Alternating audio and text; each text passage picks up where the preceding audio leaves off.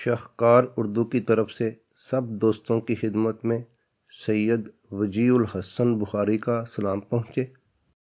پرانی یادیں کے عنوان سے شمع نئی دہلی کا ایک اور شمارہ آپ کی خدمت میں پیش ہے۔ یہ شمارہ ہے جولائی 1986 کا، یعنی تقریباً 34 سال پرانا۔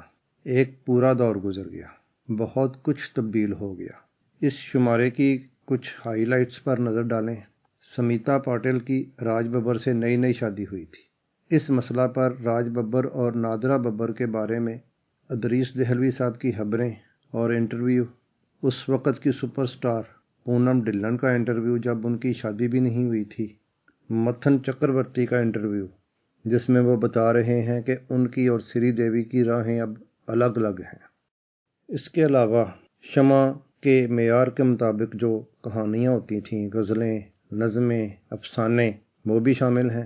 بزم شمع بڑا ایک دلچسپ ان کا ہوتا تھا، جس میں لوگ سوال پوچھتے تھے اور یہ جواب دیتے تھے، اور کبھی لطیفوں کی شکل میں، کبھی کوئی اور مزیدار دلچسپ۔ مثال کے طور پر میں ایک آپ کی خدمت میں پیش کرتا ہوں کہ سوال پوچھا گیا ہے کہ آدمی خود کو دوسروں سے بہتر کب سمجھتا ہے؟ تو جواب دیتے ہیں جب اس پر اپنی اصلیت نہ کھلے۔ ایک قبائلی کو جنگل میں ایک آئینہ پڑا ملا جو کسی سیاہ کے سامان سے گر گیا ہوگا۔ آئینے پر نظر پڑتے ہی قبائلی بولا، اوہ یہ تو میرے باپ کی تصویر معلوم ہوتی ہے، میں اسے ہمیشہ اپنے پاس رکھوں گا۔ چونکہ یہ بات وہ اپنی بیوی کو نہیں بتانا چاہتا تھا، اس لیے گھر پہنچ کر اس نے آئینے کو چپکے سے ایک جگہ چھپا دیا، مگر بیوی کی نظروں سے اس کی پراسرار حرکتیں چھپی نہ رہ سکیں۔ اس کے سو جانے پر بیوی نے آئینہ ڈھونڈ نکالا اور اسے دیکھتے ہی چلا کر بولی، اچھا تو یہ ہے اس بدصورت چڑیل کی تصویر جس کے پیچھے میرا شوہر دیوانہ ہو رہا ہے۔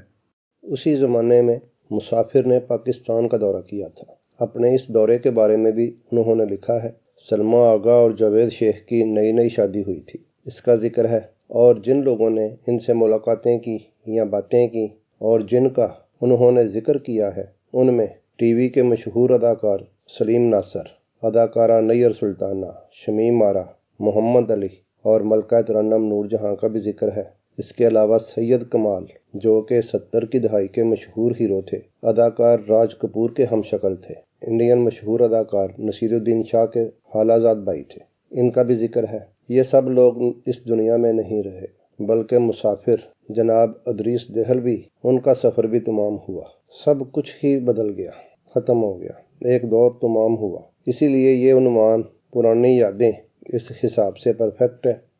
اس شمارے کی ایک افسوسناک خبر اداکار ننا کی خودکشی کے متعلق ہے۔ مرحوم علی سفیان آفاقی نے ننا کے بارے میں لکھا ہے، 1944 کو پیدا ہونے والے رفیع ہاور المعروف اداکار ننا نے 2 جون 1986 کو 42 سال کی عمر میں اپنے کن پٹی پر بندوق سے فائر کر کے خودکشی کر لی۔ کہا جاتا ہے کہ انہوں نے اداکارہ نازلی کے عشق میں ناکام ہو کر اپنی جان لی یا دی۔ ایک ہنسنے ہنسانے والے چہرے کے پیچھے کیسے کیسے غم چھپے ہوتے ہیں کہ انسان اپنی جان لینے سے دریغ نہیں کرتا، یہ سب اداکار ننا کے چہرے کو دیکھ کر یاد آتا ہے۔ اداکارہ نازلی کا بیان بھی اسی شمارے کا حصہ ہے، جس میں وہ کہتی ہیں کہ مجھے ننا سے محبت نہیں تھی، یعنی معاملہ یک طرفہ تھا۔ بہرحال آپ شمارہ پڑھیے اور یہ سب چیزیں آپ خود پڑھیے۔ مجھے اجازت دیجیے، خوش رہیے، سلامت رہیے۔ پھر پرانی یادوں کے کسی نئے سلسلے میں حاضر ہوں گے۔ اب آپ سکون سے شمارے کی ورق گردانی کیجیے،